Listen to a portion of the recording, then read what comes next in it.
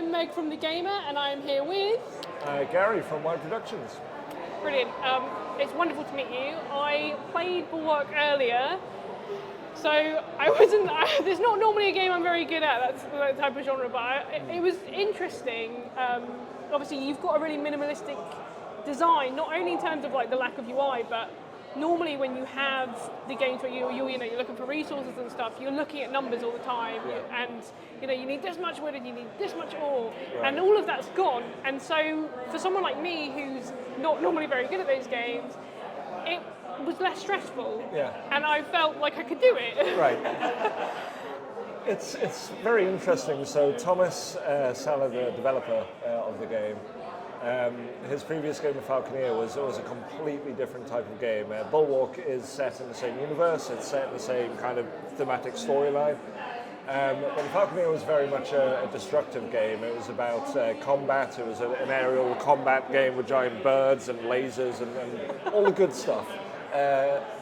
And once he was finished with it, he basically said, I kind of want to make the next game about creating. I want it to be more about building something, like taking something bad that has happened and kind of repurposing and rebuilding from that. And even within that, he is a big fan of the genre, as many people are, and whether that be kind of the more in-depth kind of straight-up RTS games where it's a lot more building with an objective goal, or whether it's kind of something like Civilization. Any kind of civilization or city building or anything where you are going and taking buildings and units and placing them down, they've always had this kind of, they've almost trained us in this way where you get used to having a UI and you collect resources to hit a certain number, and then you select that building, you put that down, and that unlocks further. And Thomas very much didn't want that to be the case with Bulwark. He wanted it to be more bringing the actual act of creating itself to be to bring the player into the tactile feel of creating. You're not picking a building from a list and placing it down. You're physically carving it out of the landscape that's there. It brings you really intimately down into that art of creation, which, if you look at other games that might not be specifically of the genre, but it's what makes games like Minecraft and whatnot so enduring, is that you are physically placing these things. This is you're kind of figuring it out as you go and crafting along, and it's something that over the course of development, while we've been running early demos and letting people get their hands on, some people have the actual opposite experience to you. Some people actually struggle with that because it's like, you're not telling me what to do. I don't have these guiding wheels. Like why am I building this? What happens? And this is more like, just try what happens. Just try it and react to it and see where it takes you. And if you can get into that mindset, it's something very different. So from what I played, obviously I explored a few islands. How expansive is it? How far can you go? Oh God, so there is a hard number, and I cannot remember it off the top of my head. It is one of the few things that I can't remember off the top, but for those that did play the Falconeer again, it is set in the exact same game world, obviously with some changes, because I'm not going to ruin the ending of a 2 or 3 year old game. But the landscape of the Great Ursea, where the games are set, did quite drastically change at the end of that game. So you have the full range of that map from one corner right up to the other. And I think what's quite interesting is that the world itself of the Ursea, it's very much the closest analogy I'm going to give, and it's probably dating me a little bit here, is if you've ever seen Waterworld with Kevin Costner. I love Waterworld. Okay, right. So I am older than I look. I love Waterworld. So it's basically that. Like the entire world has been flooded, and it's kind of one of the interesting dualities of the game, is that the world itself is very hostile. It's a very unforgiving place. The world is flooded, and everyone is kind of fighting over the scraps of these little land masses and these like hosted areas that they're trying to kind of build lives for themselves on. And some of them are these factions that have big grand ideas, and some of them are just simple fishermen that are like, well, I didn't die today, so that's a good one.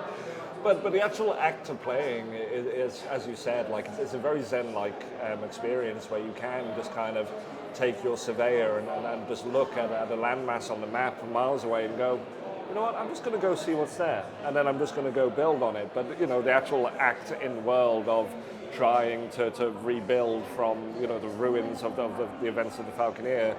You know, the world is quite hostile. You know, naturally it is not a hospitable place. You're not looking and building roads. You're literally like bolting towers to the sides of cliffs and trying to like get long winding trade routes across these really nasty waters. And yeah, it's a very interesting dynamic.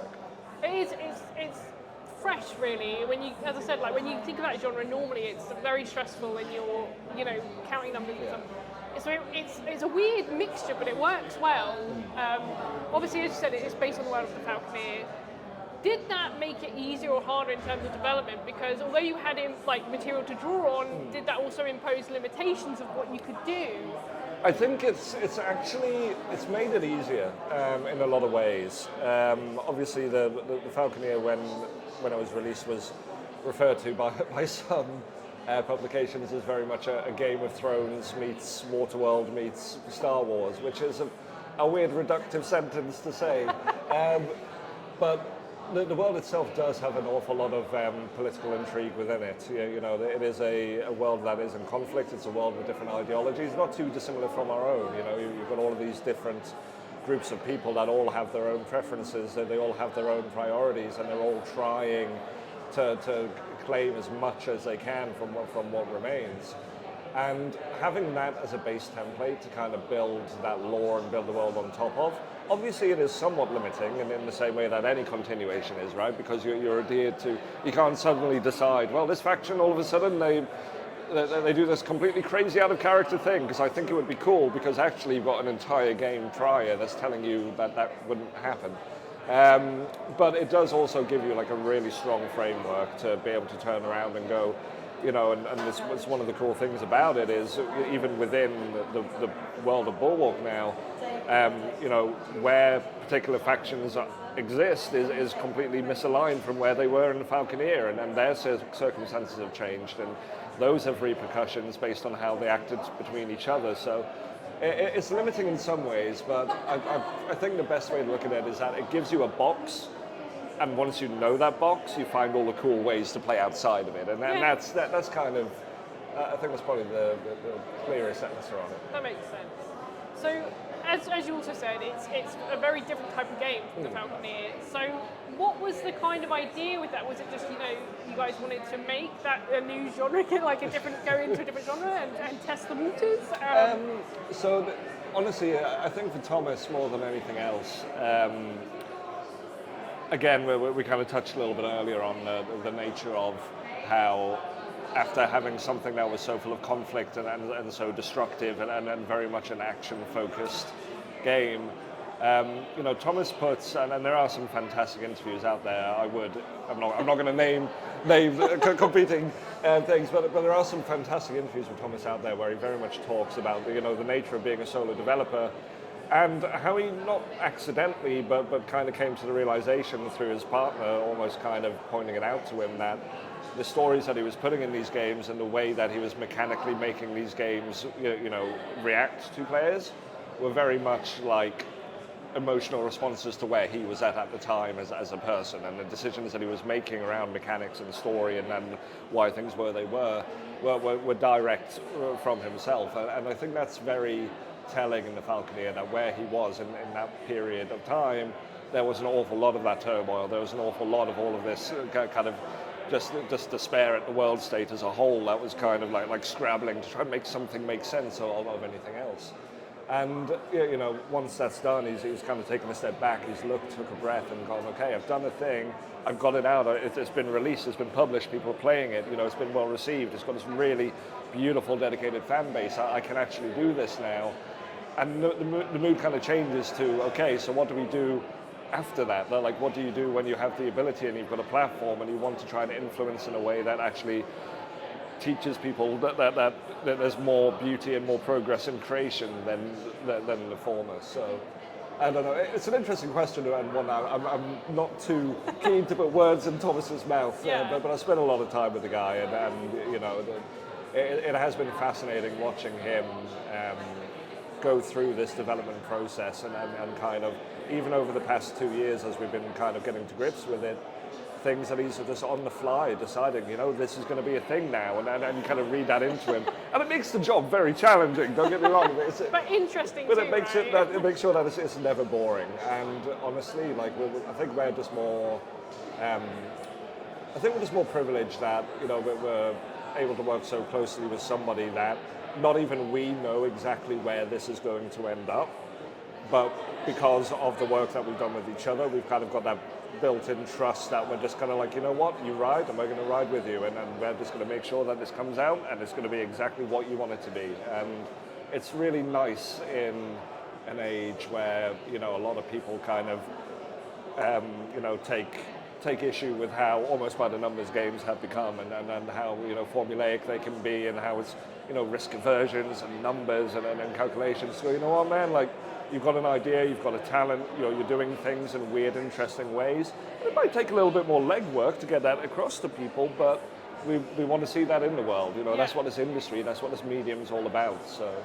Having the success of the Falconeer, did that make you guys more confident going into Bulwark, or did it make it more stressful? Honestly, because you're trying to live up to. Yeah, I mean, of course, right? Like it's a good problem to have.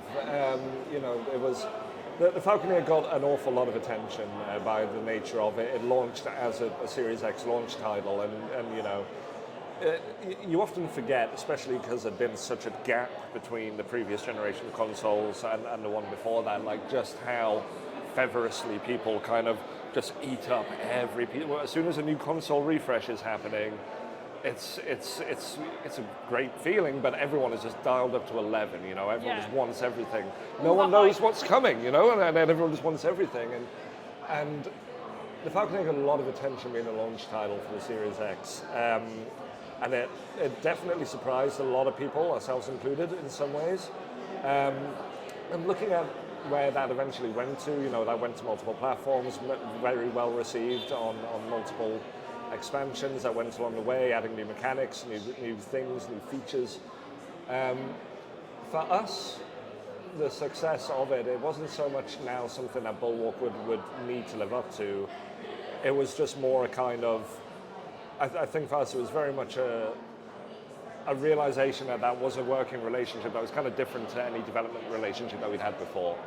And coming through the other side of that and going like, okay, cool, this actually felt good, this was good, like this was a really organic, a really nice feeling thing to get this like really out there art out into the world and kind of work with this guy. Like, okay, cool, we can now turn around and take this game where he wants to turn around and go, hey, I love building games, let me make one that is nothing like any building game out there, like, and kind of bring people into this city builder that has random encounters and moral choices and this deep lore story in the background and all of these defensive structure buildings and everything like that, and go, okay, we've got this weird mix of things and we're going to put them into this package. But when people look at it initially, again, they're looking for that. They're looking for that guidance. They're looking for the structure that they normally see in this kind of thing. So I don't think the success of the Falconeer made it tricky. I think it just was more of it was a reaffirmation in the early stages when the vision wasn't 100% clear, and when Thomas was building the game himself and building what he wanted it to be along the way, that we knew that there would be something at the end, and it kind of reaffirmed to us that we could just let the leash off him and go, okay man, let's go. So you mentioned there is like a narrative in the game. I was going to ask that actually, because obviously what I played, I went to the tutorial and stuff, and it was quite sandboxy, so I did wonder how strong the narrative was in it. Is it?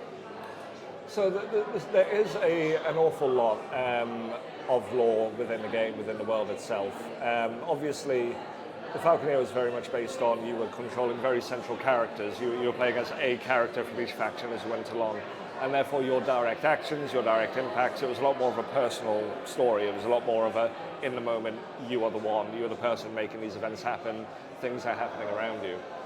Obviously, once you pull that camera back and you're kind of looking down and it's a much more macro level view, the stories become a little bit more different. They become a bit more broader. They become a much more kind of globalistic story rather than telling these individual tales of personal slights and people's decisions. It becomes a much more the story of the shaping of the world and how it's reacting to the people's actions within it.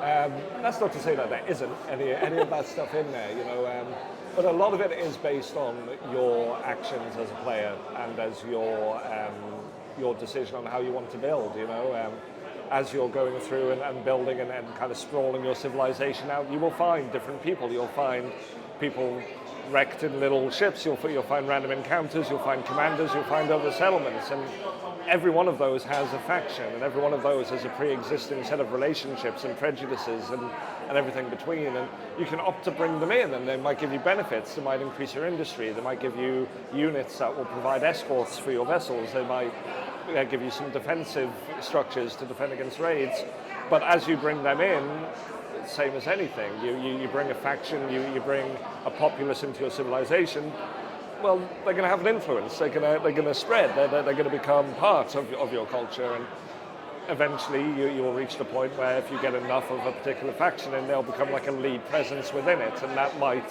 infer and make other people react differently to you because they already have their own. And it's much more of the story is told via your actions, just kind of shaping how the world is reacting to you. Yeah, makes sense. Yeah, there's a lot to take in, but. But it's good. We need to know more about the game, so it's good. That was going to be our next question. What would you say are the things that you want players to know the most about it? If they know nothing, so going into this, what is the most important thing for them to know?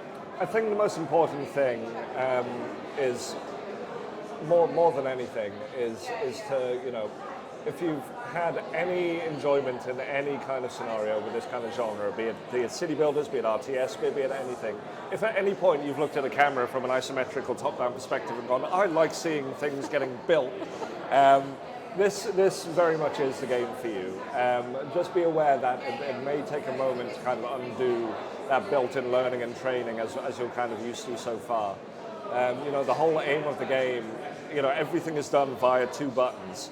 The whole world itself is an active friction against you, but it's a passive friction against you. It's not an active thing you're going out to find things to destroy.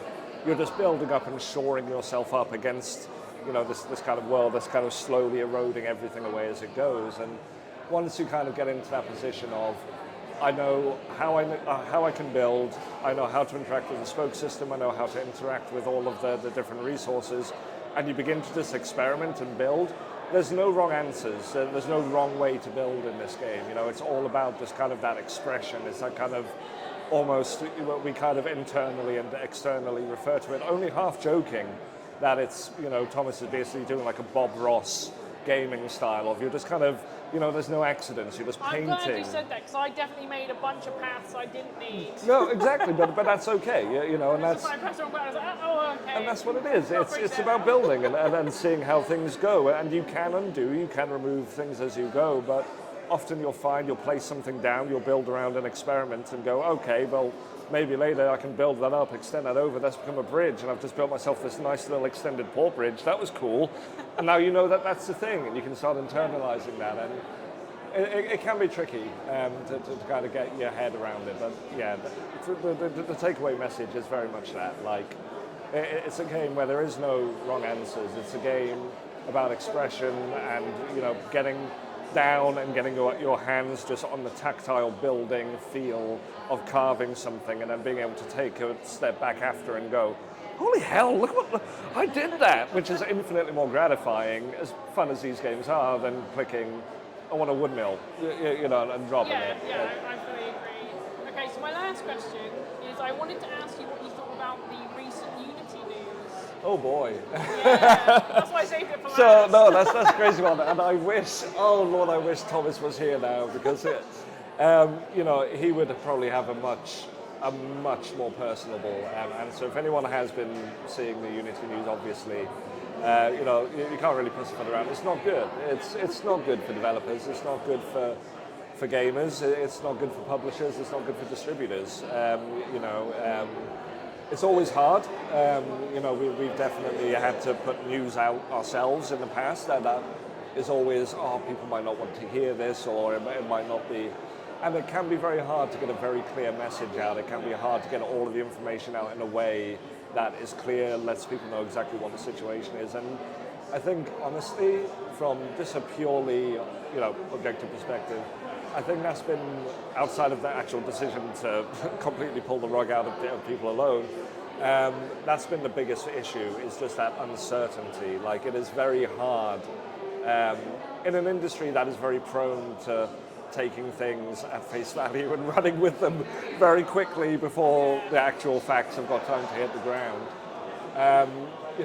If you've seen any of Thomas's Twitter, he's been quite vocal over the past couple of days. He's a guy that's built his entire gaming ongoing legacy on Unity, and he's got a game in Bulwark that is built in the engine. It's coming out on. It's coming out in a relatively short period, and changing the rules in that way, you can't really turn around and go, well, I'm going to port the entire thing over to another engine now. As easy as it would be to believe that there's a button that just goes make Unreal and then it comes out, that's not really how it works. It's going to cause a lot of problems. I think the biggest worry more than anything is that people have the ability, or companies have the ability, to make such drastic changes. What's to stop them going further in the future? And I think that's what the biggest worry is for a lot of developers. Unity is a very open engine. It's a very friendly engine for people getting going. There are some fantastic games from some amazingly creative people that would never have got made if Unity did not exist. And the fact that this onboarding, for creatives to get on, has all of a sudden become not an attractive option. And the fact that people that already have ongoing projects are now in a very uncertain period, that whether it does get walked back or if it carries on, there's always a chance that things like those costs get then pushed on to the players during a period where the economy's not great worldwide. There's a reason why subscription services are doing so well at the moment, because games is an expensive hobby. It's not good. Thomas would have a lot more to say and has. But I think just from a sheer publisher perspective, like we were as surprised as anyone else to find it. We weren't told beforehand. It was terrible news but then to drop it like that. And everyone just kind of stopped and looked at each other and went, "Oh, that's a choice." And then of course everyone has to rush around and try and find the facts, because at the end of the day, there's gaming is a creative thing that everyone loves art, but there's money in this. It's a business. People want to be able to keep the lights on to create more art, and when such a drastic change is made, it becomes a very delicate period. So it's been quite interesting seeing. It's been a long time since I've seen the entire industry just as one all turn around and go, absolutely not. And it's not often that everyone is united, pun half intended, on one particular front. But yeah, I mean, it'll be what it'll be. I mean, there's with every hope that there's a walk back and then maybe something a little more. With every hope something a little more measured comes out of it. But yeah, I mean, we've got a good relationship with the Unity folks. And honestly, if I was to actually stick one thing in, as heated as it is, and this is coming from someone that's been in, before I started doing this, in community management, the general everyday ground folks that work with Unity and the folks on their socials and the day-to-day people that get, this ain't them. This ain't them. They don't make those. They're catching all the strays. They're catching all the strays, but it isn't them. But we've always had such a great relationship with them, even as part of, we've talked about the Falconeer a lot today in Bulwark. Bulwark was voted with Unity in their community as the best Unity game at Gamescom by the community choice, and we've done an awful lot of marketing work, a lot of promotional work. Thomas has done a lot of, hey, here's this engine. I could talk at length about Bulwark and Falconeer, about how there's no textures in the game apart from one for the font. And everything else is made with weird shaders and maths and color palettes that make all of the world look like it has textures, but it doesn't, and it's great. And it's been fascinating how willing Unity has been able to embrace that and take that and let Thomas be a pedestal to go out there and educate people on that, and give him a space to have blogs and features and interviews and talk about the game and get a promotion. But yeah, the news this week for them, you never want to talk bad about people that you have a good relationship with, but I think you can't really walk away from the fact that this is quite a massive shift, both for the AAAs and the likes of the Genshins that have multi-billion installs that might all of a sudden now be looking at a huge bill going forwards, and the indies that are going, is this even viable for me anymore? And those questions need answering, and just hopefully they get answered sooner rather than later for everybody. Yeah, brilliant. Well, that was my last question, so it was lovely meeting you, and thank you for your time. Thank you very much. I hope you have a wonderful rest of the show, Yes. and enjoy all the other interviews that are to come. Brilliant, thank you. Thank you very much. Lovely.